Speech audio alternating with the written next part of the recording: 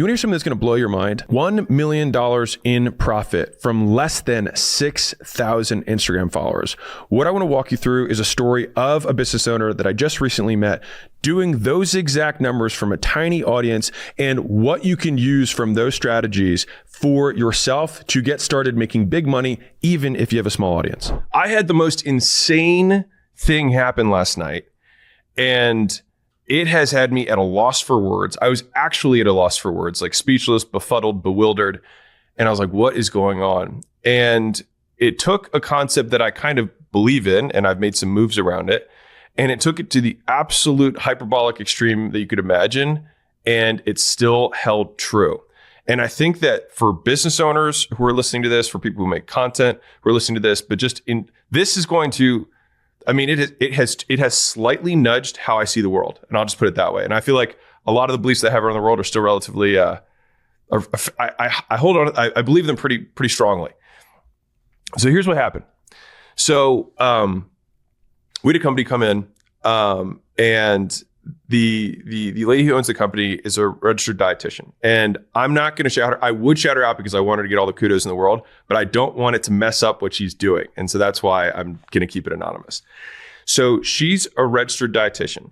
She takes home just under $1 million a year helping other registered dietitians bill insurance correctly. And so it's super niche in terms of what she's really good at. So she knows how to be an RD and help people bill insurance codes properly. And so the average I think a dietitian adds like $100,000 in income using just like her kind of coding system for billing them, right? Crazy niche, crazy niche. And so I spent some time with her. We talked about her business, some things. I was like, hey, I think you can move this stuff around. And I think that the business could probably do about $3 million a year to $5 million a year in profit if she just moves some of the things around that we talked about.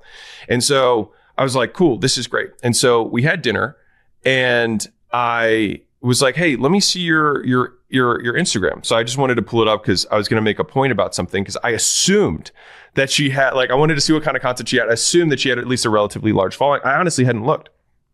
Shame on me. And this is what happens. I pull it up.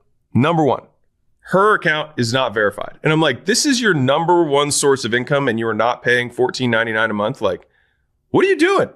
What are you doing? And after yelling at her for that, I was drawn to the next natural, absolutely unbelievable thing that I'm going to say to you. She had 5,800 followers. Her average post got 19 likes and like one comment. And 100% of her acquisition came from her organic Instagram with just under 6,000 followers. I pulled up her account stats because I was losing my mind seeing the amount of sales that she was making off of this account. Her account, her reach for 30 days of her account was 2,800. That was her reach, 2,800. Like, for context, I do about 20 million a month. Context. And I was like, what is happening right now? Like, what is going on? How is this possible? And so she's doing 10 plus sales a day at a low ticket price and doing 3-ish sales a week at a higher ticket price. And when I say higher ticket, I'm talking like, $4,000 or $5,000 type price point. And then a lower ticket thing for just like some cheat sheets of like, here's all the codes and this is how you can do them, whatever. And 10 a day. Okay. And so that's the big story. Now I'm going to zoom out and I'm going to say what I think is so cool about this. So she says this, and I was like, how are you doing this? And she was like, you know what?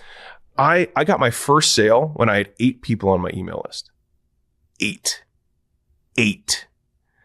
And I was like, that's nuts. And she was like, yeah. So it was really confirming for me that like there's people were listening. And so I was like, well, how big is your email list now? And she's been doing this for a few years. I told 2,900 people on her email list. And she makes sales from emails. And it was such a great reset for me. It was such a good nudge as a reminder that the view count you have on the other side, the 19 likes, like there's a real person on the other side of this that is watching your clip that has 5 views. There's a real person who's opening up your emails when you have a list that has 300 people on it. Like, people are watching, people are listening. And the thing that was unique that I found about her, I'll say two things, and I think that there's a really good meta concept here. One is her content was consistent, and she said, yeah, I do one post and I do one story every day. And I like, but she was like super proud of it. I was like, this is adorable and also crazy. But the posts that she talks about, 100% of them are about billing insurance as a registered dietitian. Like, could not be more niche. You couldn't even think of one, right? Maybe I couldn't even imagine one. And despite that, she's making the sales that she is. And so I'm going to zoom out on this because I think it's really interesting. So if you go to Alex's homepage, right, like as a user of Instagram, my user page, I've showed this to people because people are like, this is really weird. All I have is philosophy stuff, comedy, and gym equipment. Like, that's my whole feed. I have no news. It's philosophy, comedy, and gym equipment because that's what I look at. And what's interesting is that the philosophy is a lot of those are kind of like mid-sized. The comedians are mass market, so a lot of those guys are bigger. But I get tiny comedians, like 5,000 follower, 10,000 follower comedians get shown to me all the time because Instagram knows I like comedy. And equipment dealers and equipment manufacturers and metal fabricators, not always the best marketers. And so like these accounts that I follow there have like 500, 1,000, like 2,000, like they're not huge accounts, but I get served everything in that space on Instagram because that's what I'm into.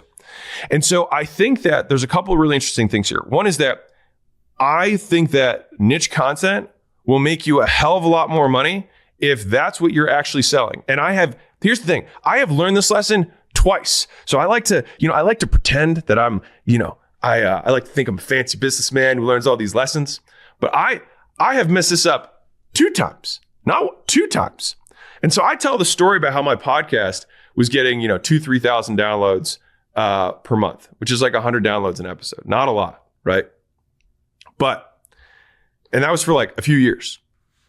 But I don't tell you this other part of the story, which is that my podcast started growing in numbers when I started talking about general business.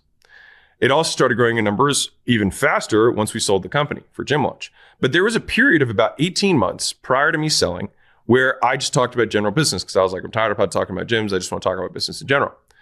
During that period of time, our organic sales went to basically zero. And it took us like 6 months to figure out that the reason that had happened was because I stopped talking about gym shit. And gym owners were like less interested in my content than generic business content. And that makes sense. Like if you're a business owner, you're going to listen to business stuff in general. If you're a dentist, then you're going to get a lot out of a dentist only podcast, right? But there's not that many dentists, so you're not going to get a lot of listens, but the listens in terms of relevancy is going to be through the roof. And so we started making less sales, but I was getting more views, more listens, right? Now I ended up wanting to go in that direction, so it was fine. And I'm talking about general business now, right? I made that mistake the second time, not necessarily a mistake, we learned, right? 3 to 6 months ago, we were like, let's experiment with some wider content. And by experimenting with wider content, we sure as hell got more views, more a bunch of other vanity metrics. But the number of business owners that was watching, and the way I measured that was our CPMs on our videos on YouTube, the amount of people who opt in at acquisition.com, people who buy our books, all of those metrics were actually down despite our views being up. And so this little story that I have of the dinner that I had last night blew me away because it just showed how much you can really make if you have a diehard audience that doesn't need to be big. Less than 6,000 followers. Her account reaches less than 2,800 accounts per month, and she's taking home almost $1 million a year. That's income, not revenue. I'm just talking profit. And right now, if she just makes the couple of obvious changes that she can make, she'll probably make somewhere in the $3 to $5 million a year range. Income. And if you're looking to make your first dollar online or monetize your audience, no matter what the size is, school.com/games is the easiest way that I know how to do it. I take a call once a week inside of that community to answer questions for people who are getting started. I have a step-by-step course that lays out what exactly to do to make your first dollar online. And once a month, I drop 8 hours of training from the top 10 community business owners, showing exactly what they're doing to scale their communities today. School.com/games. You can start for free.